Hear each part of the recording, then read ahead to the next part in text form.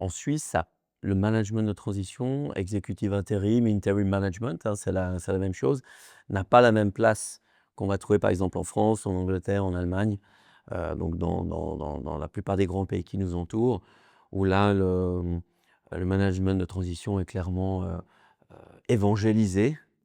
Il y a une raison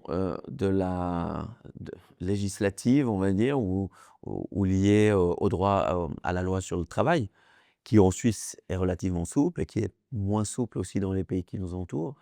Donc le fait d'engager quelqu'un qui est externe, on va dire, au niveau du payroll, de l'entreprise, a un avantage certain.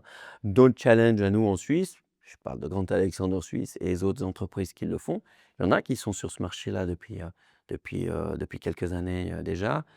C'est, de ne pas avoir uniquement, on va dire, la facilité pas de contourner, mais hem, de pouvoir engager et se séparer de quelqu'un à la fin d'une mission beaucoup plus facilement.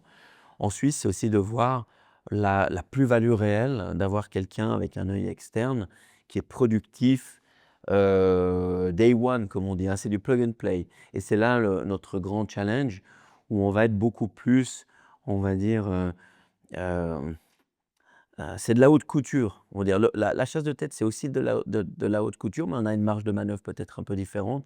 Sur le management de notre transition, on doit vraiment trouver la bonne personne. Et donc votre scope de recherche, c'est quoi? C'est la Suisse romande, la Suisse, l'Europe, le monde? Alors ça dépend de nos clients. Il y a des missions, où un des critères, c'est de bien connaître le marché, d'avoir une excellente connaissance aussi de la culture, heu, par rapport à la culture locale, on va dire. Donc là, on va pas aller chercher quelqu'un forcément en Angleterre, en Italie ou en France, dans une entreprise où la culture locale, doit être très forte. Donc on va chercher en Suisse, mais on a la possibilité d'aller chercher également, à l'étranger.